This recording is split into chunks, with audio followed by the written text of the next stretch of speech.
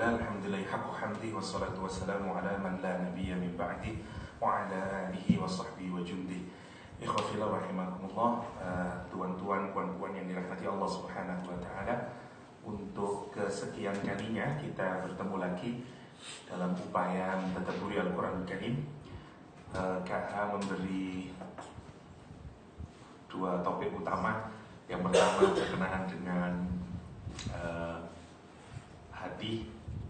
Nanti insya Allah kita akan bicara tentang konsep nafas hati dalam Al-Quranul Karim. Setelah itu nanti kita hubungkan ke karakter mukmin, fasik, munafik, musyrik dalam 2 hari. Setelah itu kita menyelesaikan tafsir surat At-Taubah yang insya Allah setelah kita membahas tentang hati. Oke, saya ingin berangkat dari KH membagikan yang saya kirimkan, tidak? Bagi, tapi yang itu modul yang share dalam itu bahasa Arab. Yang bahasa Arab. Kita start dari situ dulu, baru nanti kita melihat ayat berapa saja yang akan kita diskusikan. Modul. Bukan modul. Bukan modul lah. Rujukan. Di mana boleh saya?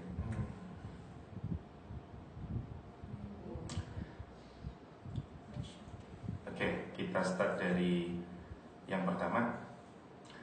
Hayatuna ma'al Quran. Ini renungan dulu tentang bagaimana kehidupan kita ini kalau kita hidup dengan Al-Quranul Karim.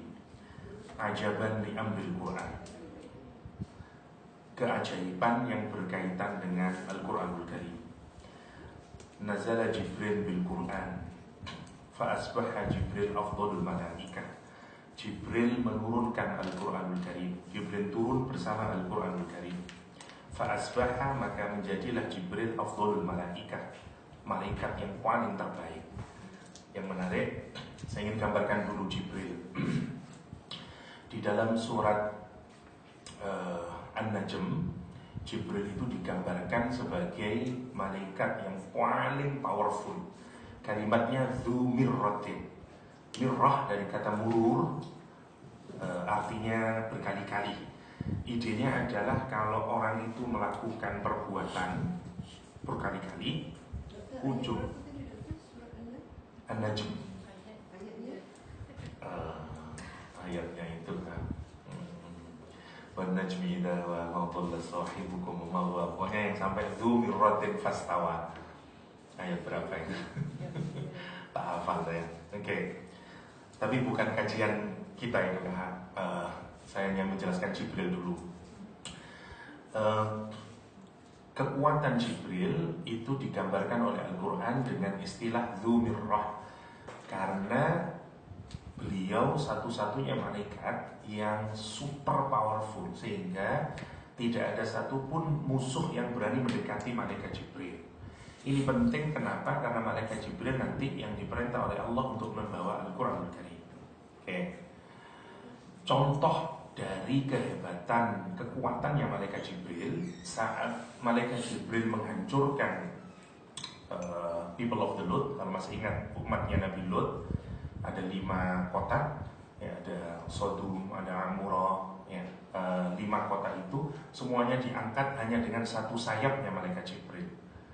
Jadi 5 city itu diangkat ke atas sampai, kalau dalam riwayatnya Ibnu Katsir, jeritannya anjing, hewan-hewan yang diangkat ke atas itu sampai terdengar oleh orang-orang yang ada atau penduduk yang ada di langit. Screamingnya anjing, screamingnya hewan-hewan, karena sangat tingginya. Habis itu kemudian dijatuhkan ke bawah atau ditumpahkan ke bawah. Itu untuk menggambarkan kekuatannya malaikat Jibril. 5 kota hanya dia bawa dengan satu sayap saja. Oke. Saat malaikat Jibril menghancurkan umatnya Nabi Saleh, yang dilakukan Jibril hanyalah melakukan satu teriakan saja. Jadi teriakannya malaikat Jibril satu kali saja sudah menghancurkan the whole community of Saleh alaihi salam. Sayhatan wahidah kata Al-Quran Karim, langsung hancur. Fadamdama alaihim rabbuhum bidambihim fasawwaha. Lah, dari seluruh malaikat itu sebenarnya kalau kita pikirkan, malaikat Jibril menjadi mulia bukan karena kekuatannya, tapi justru karena beliau yang membawa Al-Quranul Karim. Karena itu nazzala Jibril bil-Quran, turun malaikat Jibril dengan Quran. Fa'asbaha Jibril, dan karena beliau turun dengan membawa Al-Quran, maka Jibril menjadi afdhalul malaikah, malaikat yang paling terhebat. Kenapa? Kan dia turun bawa Al-Quran. Jadi maksudnya slide ini ingin menunjukkan bahwa semua yang berinteraksi dengan Al-Quran itu mesti menjadi istimewa. Jibril turun membawa Al-Quran, dia menjadi the best malaikah. Yang kedua sekarang, ja'a Qur'an ila ummati Muhammad, Quran diturunkan kepada umatnya Nabi Muhammad SAW. Fa'asbahat, dan kemudian umatnya Nabi Muhammad menjadi khairu ummah, the best ummah. Kenapa? Karena menerima Al-Quranul Karim. Nazal Al-Quran syahrul Ramadan, Quran diturunkan di bulan Ramadan. Dan fa'asbaha khairu syuhur, Ramadan kemudian menjadi the best month ya, dari seluruh 12 bulan. Nazal Al-Quran fi Lailatul Qadar, Quran diturunkan di malam Night of Power, Lailatul Qadar. Dan fa'asbahat khairu min alfi syahr, dan kemudian malam itu menjadi malam yang lebih baik dari 1000 bulan. Kata dia, famadha law nazala Al-Quran fi qulubina, maka bagaimana lagi kalau Al-Quran itu turun ke dalam hati kita. As'adallahu hayatakum bil Quran, semoga Allah membahagiakan kita semuanya ini karena kehidupan kita diisi dengan Al-Quran Al-Karim. Slide ini untuk mengencourage kita semua yang berinteraksi dengan Al-Quran menjadi mulia. Jibril membawa Al-Quran menjadi afdhalul malaikah. Malam diturunkan Al-Quran menjadi Lailatul Qadar. Bulan diturunkan Al-Quran menjadi Syahrul Quran, Ramadan. Dan yang paling menarik, ending dari akhir surat Al-Baqarah, Amanar Rasulu bima unzila ilaihi min rabbihi wal mu'minun. Sebagian riwayat menuturkan bahwa dua surat terakhir ini diterima Nabi Muhammad saat Lailatul Isra wal Mi'raj. Saya ingin gambarin Lailatul Isra wal Mi'raj dulu. Mi'raj dari kata araja, artinya naik ke atas. Araja. Mi'raj isim alat, berarti kayak miftah. Fataha membuka, miftah alat untuk membuka, artinya kunci. Oke. Tulis katanya kan. Oke, seperti Fataha, menjadi miftah. Nah, berarti Araja menjadi Mi'raj. Mi'raj tadi. Mi'raj jadi alat untuk naik. Elevator sebenarnya Mi'raj. Saya tadi sudah Mi'raj dari lantai 1 ke lantai 8 ya. Saya sudah Mi'raj. Oke. Yang menarik untuk dipikirkan adalah kita ini tinggal di satu planet namanya Earth. Planet kita ada di galaksi namanya Milky Way. Milky Way jumlah planetnya kira-kira 100 billion planet. Oke.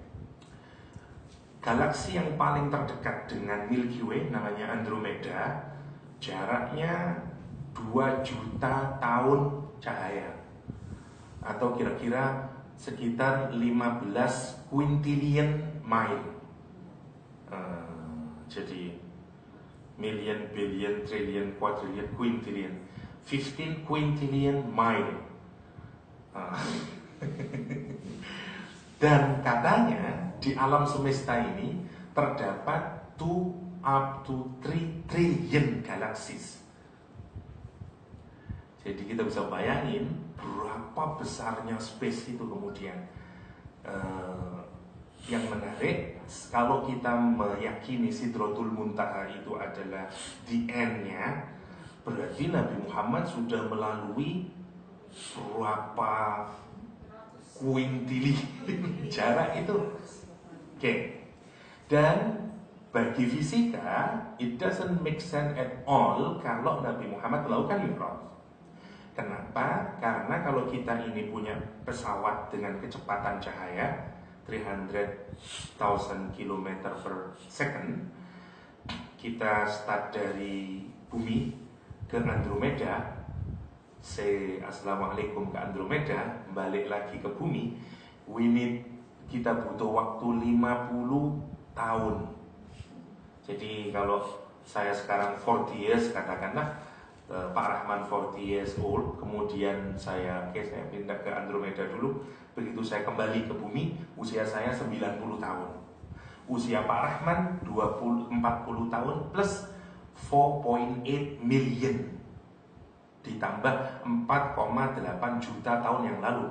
Kalau saya tanya, where is Pak Rahman? Sudah jadi fosil, sudah jadi mungkin jadi oil, sudah tidak ada. Karena waktunya relatif kemudian. Karena saya naik pesawat yang kecepatannya dengan kecepatan cahaya, maka waktu saya cuma 50 tahun. Tapi di bumi kita menghitungnya sudah 4.8 million. Nah, Nabi Muhammad melakukan Mi'raj, rumahnya tetap, Abu Jahalnya tetap Abu Jahal. Hampir kita melihat nggak ada waktu yang digunakan oleh Nabi selama Mi'raj. Karena Nabi berangkat dari rumahnya Ummu Hani, ya, wanita yang dilamar Nabi tapi menolak, ya, the only satu-satunya perempuan yang nggak mau, ya. Jadi, nah nanti begitu pulang dari Mi'raj, Rasul ke rumahnya Ummu Hani, dan rumahnya Ummu Hani tetap, Ummu Haninya tetap, Mekahnya tetap. Kalau kita pakai ilmu fisika, mestinya usia Mekah sudah 4. Oh, itu kalau ke Andromeda. Kalau ini kepada Sidratul Muntaha, mungkin dunia sudah tidak ada mestinya. Karena itu kemudian para fisikawan dulu menyatakan tidak mungkin ada orang yang bisa melakukan traveling ke sana. Oke. Tapi kemudian ilmu pengetahuan sekarang membantu kita memahami bahwa kalau orang itu melewati black hole misalnya, dan dia masuk ke dalam time tunnelnya, maka time collapse, tidak ada lagi waktu. Nah, mungkin kita berasumsi, ya, mungkin Nabi Muhammad melewati situ, mungkin. Karena menarik, setiap pindah ke satu langit, ke langit ke first heaven, ke second, ke third, sampai ke seven, semuanya ada penjaganya kalau kita perhatikan. Jibril say assalamualaikum, ya, siapa kamu, siapa yang bersamamu, kalau kita riwayat. Wallahu a'lam. Tapi yang jelas ada hal yang menarik kalau dalam fisika itu, kalau misalnya gampangannya begini, kalau ini black hole, ya, misalnya black hole, di sini ada time tunnelnya, di sini namanya white hole, di sini black hole, ya. Di sini katakanlah universe, kita ada di sini, masuk ke black hole, keluarnya di white hole, one way ini. Di sini nanti juga ada universe lagi, yang kita sekarang kenal dengan parallel universe. Nah, yang di sini totally different dengan di sini. Nah, sekarang pertanyaan saya, waktu Nabi Muhammad Mi'raj, Nabi Muhammad melihat surga? Ya. Melihat neraka? Ya.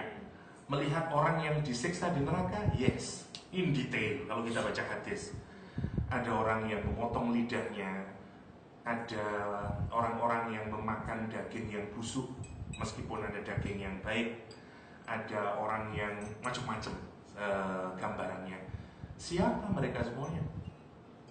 Nah, kalau kita lihat dari perspektif ini, itu semua makhluk sejak Nabi Adam sampai nanti terakhir.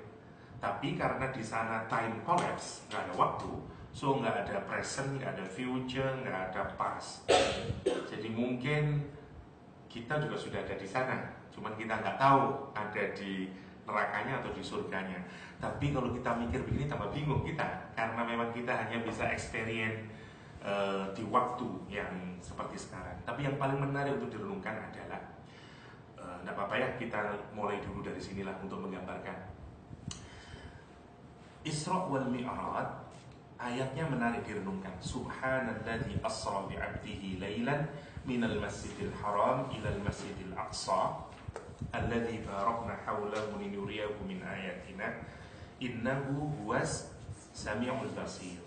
Sekarang coba dibayangkan kalau kita tidak hafal ayat ini. Maha suci Allah yang menjalankan hambanya di malam hari dari Masjidil Haram ke Masjidil Aqsa, bla bla bla bla bla. Saya bertanya, jangan melihat Al-Quran dulu. Jawabannya mana yang lebih tepat? Innallaha ala kulli syai'in qadir. Sesungguhnya Allah atas segala sesuatu maha kuasa. B. Sesungguhnya dia maha mendengar lagi maha melihat. Menurut puan-puan dan tuan-tuan, mana yang lebih tepat sebagai kalimat akhir dari ayat ini? Maha suci Allah yang menjalankan hambanya dari Masjidil Haram ke Masjidil Aqsa sampai ke Sidratul Muntaha yang tanpa waktu itu. Ujung ayatnya mana yang kira-kira dipilih tanpa melihat Al-Quran? A. Sesungguhnya Allah atas segala sesuatu maha kuasa. B. Sesungguhnya Allah maha mendengar lagi maha mengetahui. Mana yang lebih tepat? lah, tak mungkin B. Waktu saya baca Al-Quran, pikiran saya juga begitu. Makanya begitu saya nemu ayat ini, saya, oh ya Allah, kenapa ujung ayatnya kok begini? Ekspektasi saya adalah Subhanalladzi asra bi 'abdihi lailan minal masjidil haram ila akhirih innahu ala kulli syai'in qadir. Matching. Ini enggak, innahu huwas samiul basir. Kenapa? Saya bertanya-tanya, kenapa kok sesungguhnya dia maha mendengar lagi maha mengetahui? Karena ini nanti berkenaan dengan konsep iman di dalam Islam. Saya ingin mulai dari sini dulu. Jadi ada dua model iman yang mau digambarkan oleh Al-Quranul Karim, yang nanti dari sini kita akan melihat sampai ke hati ya. Jadi ada Sami', ada Basir. Dari sini muncul kalimat yang kita kenal dengan Sami'na wa ata'na. Ini cara iman yang benar. Ini iman yang benar. Yang sini absorna, yang ini absorna, baru wa ata'na. Ini iman yang salah. Iman yang salah. Dalam bahasa yang lain ini namanya ainul yakin. Yang ini namanya ilmul yakin. Kita lihat dulu apa maksudnya. Dari dulu orang Quraisy itu ngasih julukan kepada Nabi Muhammad SAW. Misalnya Nabi Muhammad disebut sebagai sahir, tukang sihir. Nabi Muhammad disebut kahin, paranormal. Nabi Muhammad disebut kadzab, pendusta, liar. Nabi Muhammad disebut dengan majnun dan segala macamnya. Semua asma yang dilekatkan kepada Nabi Muhammad sebenarnya tidak pernah ada eviden dan proof yang menunjukkan Nabi Muhammad tukang syair, tukang sihir, kahin, gak ada. Misalnya Nabi Muhammad disebut sebagai syair, tukang syair, ya, penyair, ya. Tetapi Quran menjelaskan di surat Yasin, ya, wa ma 'allamnahu syi'ra wa ma yanbaghi lah. Kami tidak mengajarimu Muhammad syair, dan syair itu enggak tepat untuk Nabi Muhammad SAW, enggak matching untuk Nabi Muhammad SAW. Kenapa? Karena Nabi Muhammad sudah punya Al-Quran Karim. Kayak beginilah. Karena KH ini intelektual, maka membacanya harus time, bukan majalah. Saya tidak tahu kalau di Indonesia majalah Bobo, ya. Majalah yang untuk anak SD lah, untuk anak primary school. What? Dia adalah, misalnya masa bacanya kayak begitu. Sama, Nabi Muhammad itu dikasih Quran sama Allah SWT. Syair itu kebanggaannya orang Quraisy. If you call yourself as an intellectual, kalau di Arab dulu, maka pasti dia jago syair. Bahkan ukuran kepandaian di Arab zaman dahulu adalah kalau dia bisa bersyair. Dan harus dihafalkan, tidak boleh ditulis. Kalau kita menulis syair, stupid. Jadi tidak boleh. Karena itu sharp orang-orang Arab itu hafalannya. Dan dia menghafal syair itu. Hanya kalau dia sudah menang, syairnya ditulis, kemudian diletakkan, digantungkan di Ka'bah. Namanya al-mu'allaqat, something hanging di sana, sebagai bukti ini loh syair yang menang dalam weekly competition. Jadi mereka punya kompetisi syair untuk nunjukin intelektualnya. Karena dia tidak punya apa-apa, arsitektur tidak punya, semuanya tidak punya. Kebanggaan dia adalah syair, bermain dengan bahasa. Nah, yang menang ditaruh di Ka'bah, namanya al-mu'allaqat. Nabi Muhammad dan semua orang Arab yang cerdas jago syair. Abu Bakar jago syair, Umar jago syair, banyak yang jago syair. Nabi Muhammad begitu mendapatkan Al-Quran, orang-orang Quraisy menyatakan you syair. Tapi Nabi Muhammad dalam hidupnya tidak bisa mengarang syair. Kalaupun bisa, kualitasnya tidak seperti, memang tidak bisa. Ada kisah yang menarik, Nabi Muhammad membaca syair, tapi salah. Misalnya kayak begini, syair itu punya ujungnya harus sama ya. Misalnya kayak kalau di Indonesia misalnya ada gula, ada semut, sholat duha kok pakai kunut misalnya ya. Karena dia telat bangun, dia bilang sholat apa? Sholat duha gitu. Begitu rakaat kedua pakai kunut dia. Karena telat sholat subuhnya misalnya. Oke. Lah, tapi Nabi membacanya bukan gitu. Ada gula, ada semut, baca kunut kok sholat duha. Nah kan tak matching itu. Ditegur sama Abu Bakar, ya Rasulullah ibaratnya ya. Ini menyebut dari suku ini ke suku ini. Nabi membaliknya. Ibarat kayak tadi, Nabi menyatakan kok pakai kunut kok sholat duha. Kata Abu Bakar, salah ya Nabi. Sholat duha kok pakai kunut. Kata Nabi, apa bedanya? Itu untuk menunjukkan, dan Abu Bakar menyatakan benarlah Allah Subhanahu wa taala yang menyatakan wa ma 'allamnahu syi'ra wa ma yanbaghi lah. Dia tidak ada satupun bukti yang menunjukkan Nabi Muhammad syair. Sahir, Nabi Muhammad tidak bisa syair, tidak bisa bikin sihir. Nabi Muhammad tidak kahin. Lah waktu Nabi Muhammad pulang dari Isra Mi'raj, dia cerita ke Ummu Hani. Ummu Hani bilang ke Rasulullah SAW, please jangan ceritakan ke orang Quraisy. Kata Muhammad, no, saya mau cerita. Dia cerita ke orang Quraisy. Apa katanya orang Quraisy? Senang orang Quraisy. They happy. Kenapa? Dari dulu kami mencari proof, mencari evidence bahwa kamu memang gila Muhammad. Dan now saya punya bukti bahwa you gila. Dan karena itu dia datang ke Abu Bakar As-Siddiq. Kenapa? Karena orang yang pertama beriman kepada Rasulullah adalah Abu Bakar As-Siddiq. Dan yang menarik, lihat responnya Abu Bakar As-Siddiq. Begitu Abu Bakar dikasih informasi bahwa Nabi Muhammad melakukan Isra wal Mi'raj sampai langit ke-7, pertanyaannya cuma satu. Apakah Nabi Muhammad yang berkata demikian? Jawabannya orang Quraisy, iya. Dan Abu Bakar menyatakan amantu bihi, saya beriman. Nah itu yang menarik. Jadi polanya cuma sami'na wa ata'na. Kita masukin ke logika kita sekarang. Kenapa imannya Abu Bakar As-Siddiq sebagai iman yang paling benar? Kalau kita datang ke apotik, ke farmasi, terus farmasisnya ngasih resep, yang obat ini diminum 3 kali sehari, yang ini 2 kali sehari. Pernah kita protes? This is smaller one, should be 3 times a day. Yang ini yang kecilnya mestinya 4 times a day. Kita tidak pernah. Kalau kita datang ke dokter, kita tidak pernah juga bertanya, kenapa Anda kasih sekian mililiter? Kenapa kok tidak sekian mili dan segala macamnya?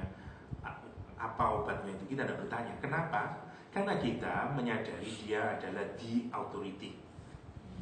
Dia punya expertise yang kita yakini. Dan kita accepted itu. Nah, pertanyaan saya, apakah ada farmasis dan dokter yang salah di dalam ngasih pengobatan? Banyak, ada malpraktek ya, dan segala macamnya. Tapi yang menarik, kita kesadaran kita menyadari kalau orang itu punya expertise, dia an expert, kita tidak bertanya kepada dia. Sekarang kita renungkan. Kita mengakui Allah sebagai Al-Alim, Maha berilmu, semua ilmu Allah yang punya. Al-Qadir, Maha kuasa, ya, Al-Hakim, Maha bijaksana. Kemudian begitu Allah menyatakan aku menjalankan Nabi Muhammad dari Mekah ke Madinah, naik ke langit 7, dan kemudian kita meyakini, benar kan? Bisa kan orang itu Allah menjalankan hambanya sampai langit 7? Itu kan menarik sebenarnya. Kita tidak punya adab, tidak punya etika kepada Allah Subhanahu wa ta'ala. Kalau kita questioning His authority, ya, kalau kita tanya ke dokter aja, ke farmasis saja, bertanya ini tidak mestinya kenapa ini, berarti marah farmasisnya. Keluar kamu.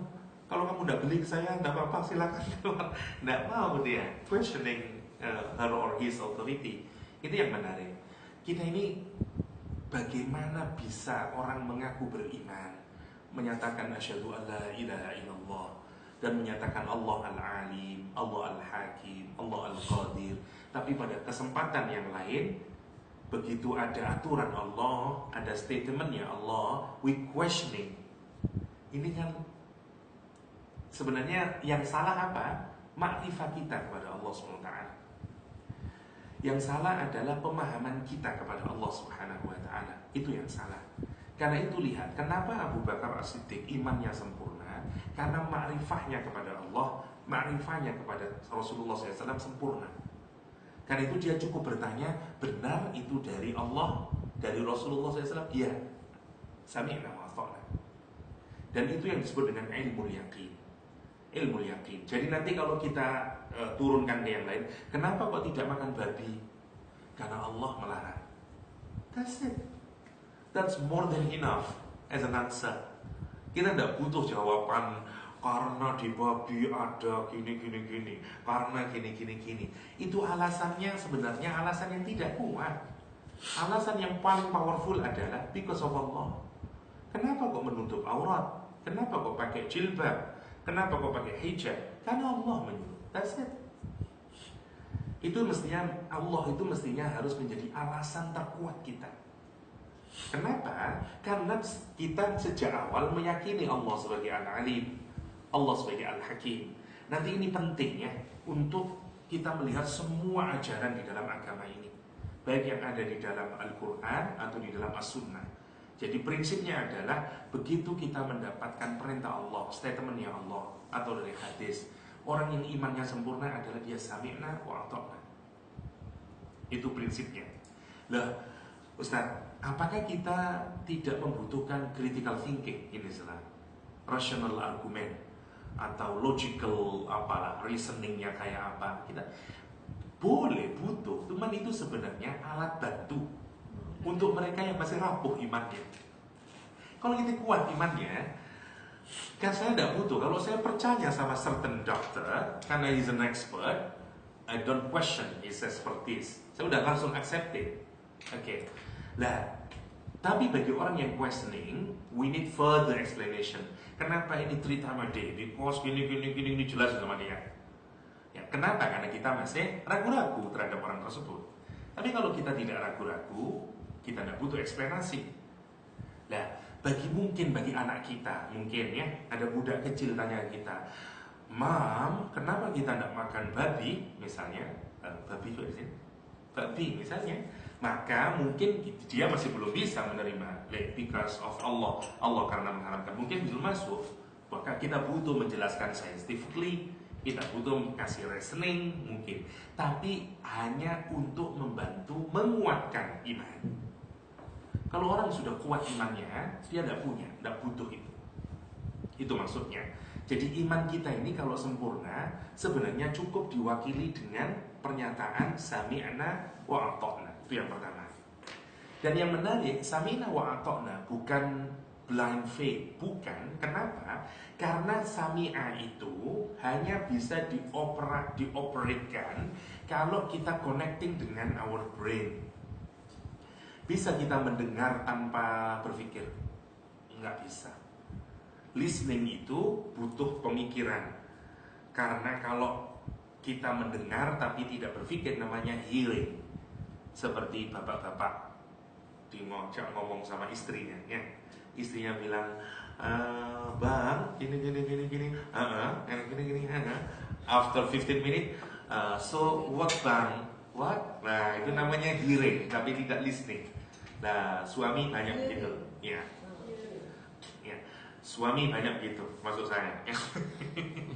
Kalau istri saya, kalau istri bilangnya, karena kita sibuk sendiri, ya. Habis gitu dia bilang, so red or blue? What?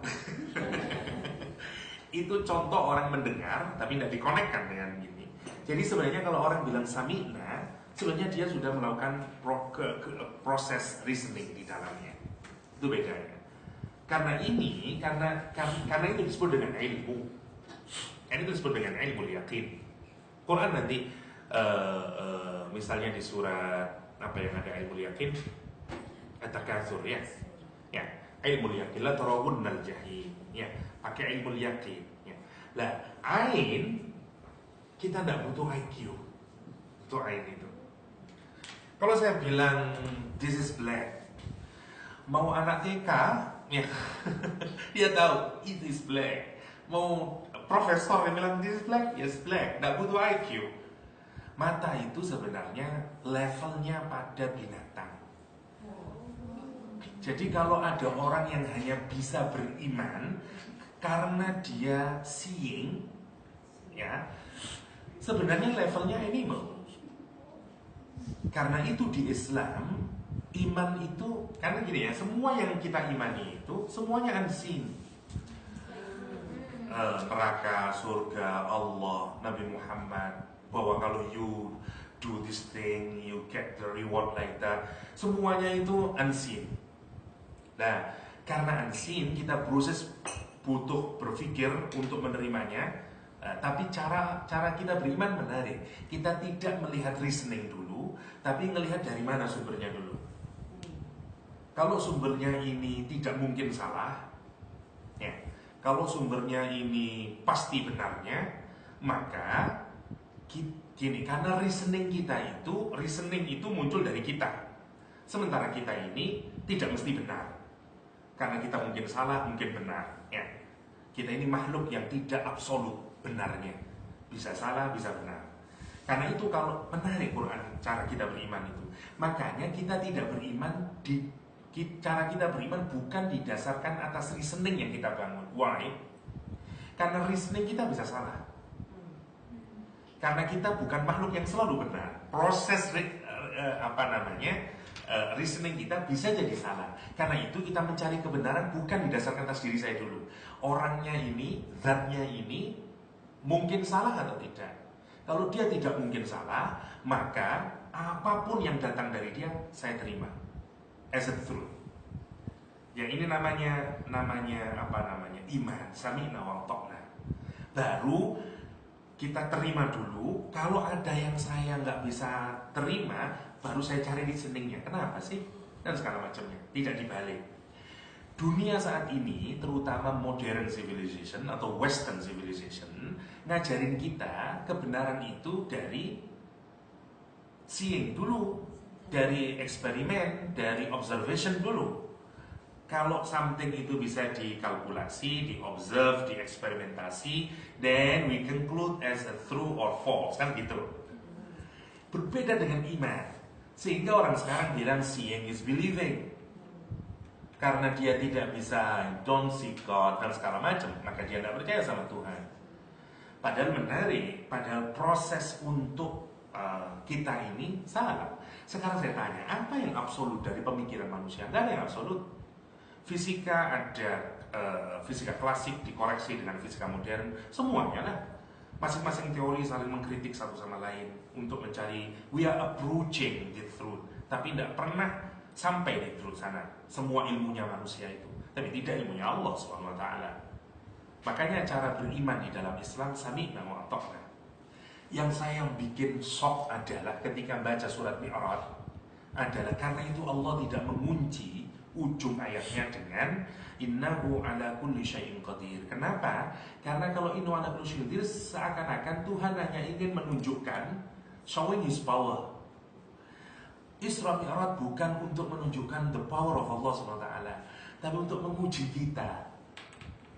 Bagaimana kita menerima peristiwa itu, how we respond. Nah, kalau nanti kita meresponnya, Allah menyatakan, saya mendengar apa responmu, saya melihat apa yang kamu respon terhadap peristiwa Isra Mi'raj. Seakan-akan Allah setelah kita diajarin, ini loh ada peristiwa Nabi Muhammad berangkat dari Masjidil Haram ke Masjidil Aqsa sampai ke Sidratul Muntaha. Terus akan-akan Allah melihat, okay, what is your response? I'm gonna listen it. Jadi seakan-akan Allah mau mendengar, Allah mau melihat respon kita. Kenapa? Karena respon orang nanti ada tiga. Satu, orang yang fully accepted, karena dia menyadari ma'rifatullah, you al-qadir ya Allah, sami'na wa ta'na, you true believer. Ada yang questioning, mungkinkah? Tapi tidak mungkin, dan segala macamnya. In between, dia masih ragu-ragu. Ada yang menjadi orang kafir, nggak mungkin lah, ini mainan Muhammad SAW misalnya. Ini menarik, karena itu peristiwa Isra Mi'raj menjadi ujian iman. Nanti siapa yang true believer, siapa yang non believer, siapa yang masih ragu-ragu dalam agama ini, ya. Sebenarnya kuncinya dari mana? Dari ma'rifatullah, dari kesadaran kita akan Allah Subhanahu wa ta'ala. Itu yang menarik. Karena itu ujung ayatnya innahu huwas sami'un basir. Karena Allah mendengar dan melihat. Dari apa? Dari respon yang kita berikan sebagai seorang beriman. Nah, namanya sami'na wa ata'na. Oke. Yang kedua sekarang, yang basir. Karena basir itu paling mudah untuk beriman. Nah, kita ini menarik. Sekarang saya lihat, kita ini sebenarnya percaya karena mana yang lebih penting? Percaya mana yang lebih kuat? Percaya karena kita melihat with five senses, atau karena pengetahuan yang ada di sini. Saya kasih, kalau ini saya punya ballpoint, saya masukin ke gelas ini. Secara, kalau kita melihat dari mata, ini lurus atau bengkok? Lurus. Kalau saya masukin, yang kelihatan di dalam gelas lurus atau bengkok? Bengkok. Kalau kita percaya sama mata, kesimpulannya adalah bengkok. Kenapa kita percaya lurus? Justru kita percaya kepada sesuatu yang tidak kelihatan, yaitu pengetahuan. Oke. Kalau kita keluar, kita kena cahaya matahari, kita yakin cahaya matahari yang mengenai kulit kita adalah cahayanya matahari. Padahal sebenarnya dia bukan cahaya matahari yang sekarang, tapi 8 menit yang lalu. Jadi kita ngomongnya ini cahaya sekarang, ini cahaya matahari. Apa yang kita lihat? Cahayanya matahari benar-benar mengenai kulit saya. Padahal itu sudah 8 minutes ago. Karena cahaya matahari sana, mataharinya sangat jauh, cahayanya traveling sampai ke Malaysia butuh 8 menit baru nyampe. Dan setiap kita melihat matahari itu menipu, itu matahari yang 8 menit yang lalu, bukan matahari yang sekarang. Tapi we believe that's the sun right now.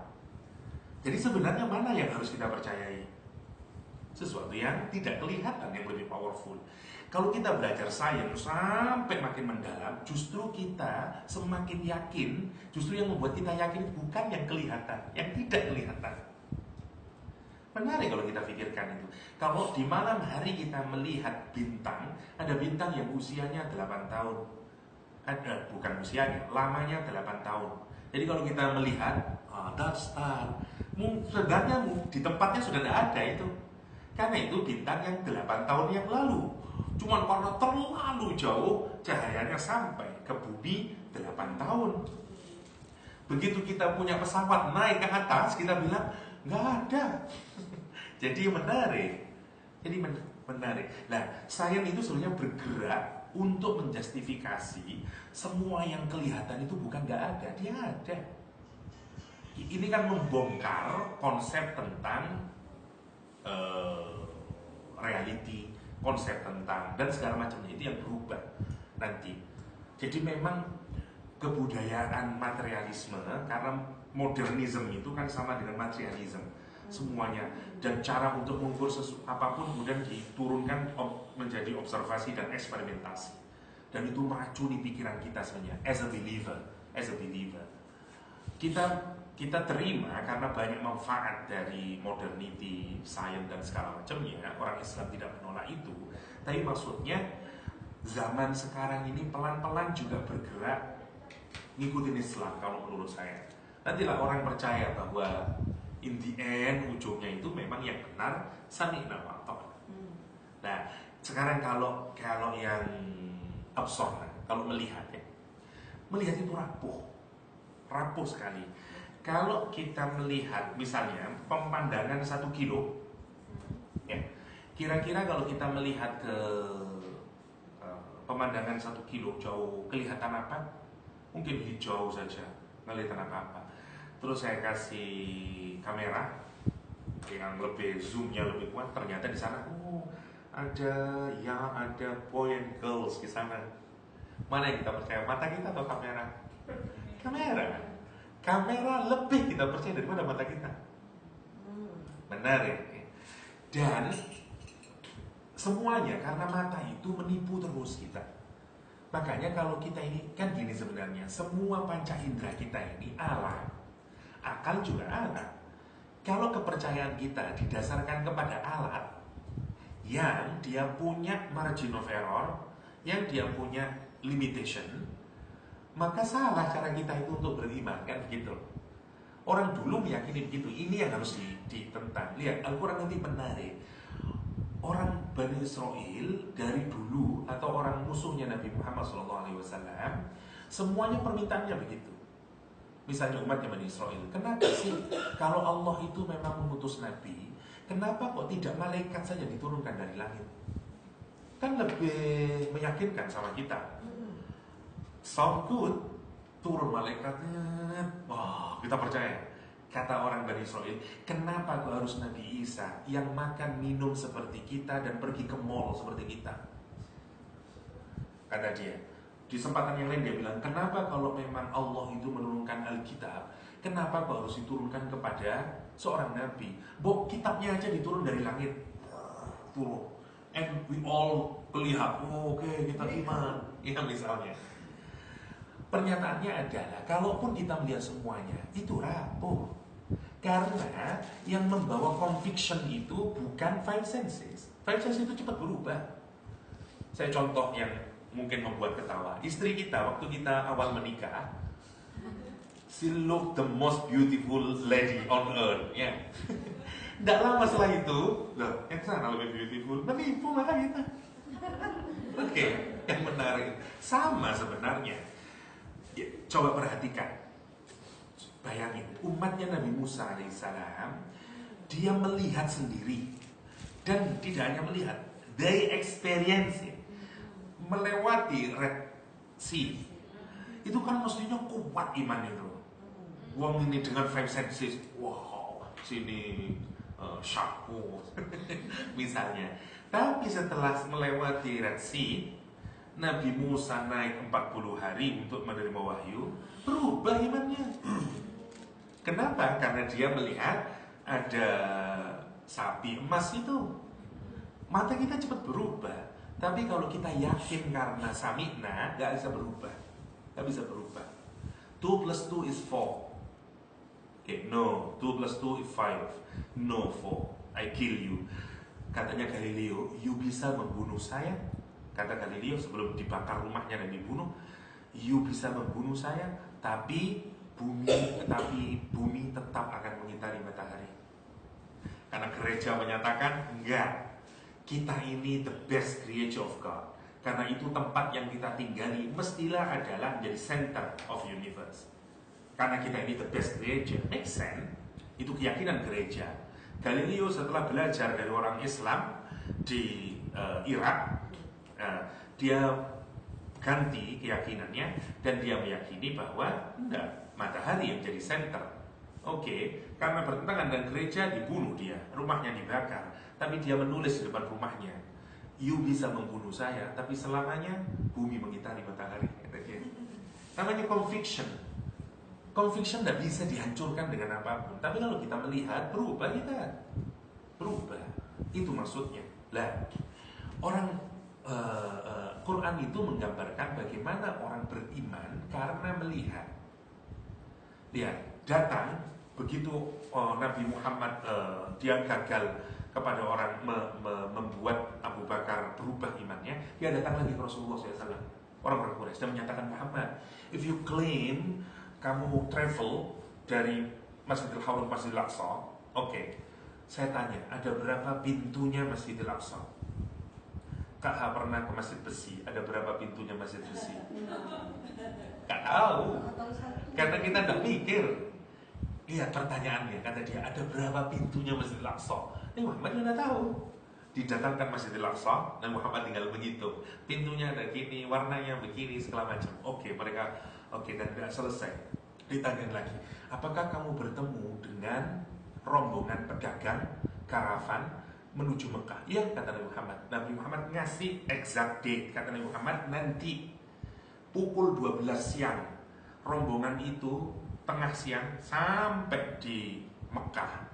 Dan unta yang paling terdepan, ada dua riwayatnya, satu ada titik putihnya dua di kepalanya, dan di belakangnya ada unta yang kakinya pincang karena jatuh, patah kakinya. Dalam satu riwayat, unta yang paling depan warnanya abu-abu. Orang Quraisy menanti, oke, 10, 11, 12.